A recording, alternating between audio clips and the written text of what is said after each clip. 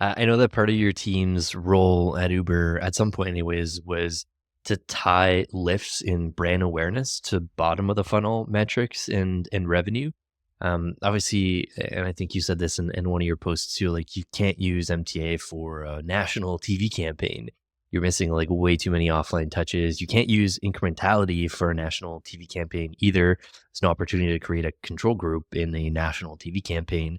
But you say that you can use incrementality for anything except a national TV campaign. What do you mean by that? And maybe also touch on like what did that process look like for like longer term horizon experiments for brand? Yeah.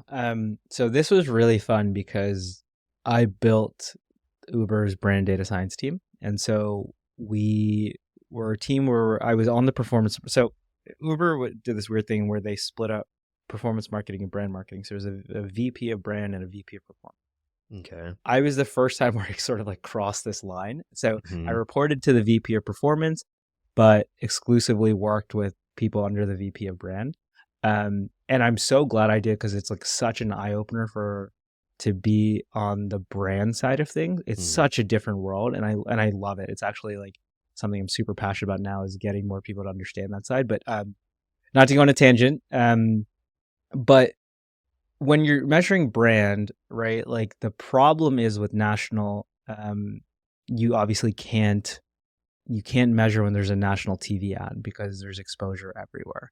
And so what we were trying to do was understand, okay, maybe not a national, but there are campaigns where you're trying to understand one, the first thing is, does your campaign even move the metric it's supposed to? You'd be surprised how many companies don't even have that answer, right? They just roll out a brand campaign or any marketing and they're like, we think it's working. Hmm. So the first part of the methodology was to even understand, okay, is awareness moving? And then what you do is first, once you get awareness to move consistently and you can predictably move it because your creative is good enough, you've got good customer insights, then you set up again, you have to set them up as geolifts generally because brand campaigns are usually multi-channel, omni-channel campaigns.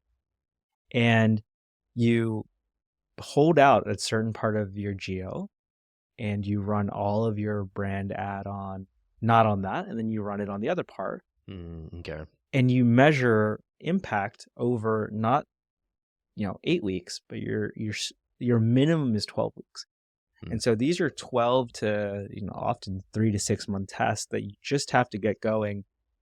But it starts with this idea of you have to have trust that if you move the metric that you're meant to move, it will move the bottom impact. Like it doesn't really make a lot of sense where like if you have an increase in awareness by 20 points, you're not going to get more sessions. Like why? Like where that disconnect, I think it rarely happens. And so we were trying to do that step by step by saying, listen, we think if we move awareness, it'll transit to sessions. If we can move consideration, then you start to see requests. If you start to see whatever the next stage of the funnel is, you're going to see business impact. If you do it consistently over time, we also saw that if you ran a brand test and then turned it off, we would measure the post effect and the brand value would just drop. Hmm. So like that's the kind of stuff where we would go and be like, you can't do these 2-month brand activations. They don't work. They're a waste of money. Like you have to be always on. And that influenced a lot of the strategy to be always on.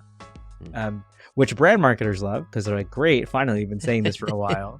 And we loved because we're like, this is a very cool, thing that we're measuring and working on. So like, there's a really cool, like happy marriage eventually. In the beginning, it was a little rough because you're telling people that don't want to A/B test or test that you have to do a holdout. But eventually you get to this synergy of we're all trying to prove ROI and oh wow, we're proving it for the first time. So like we all collectively want more budget.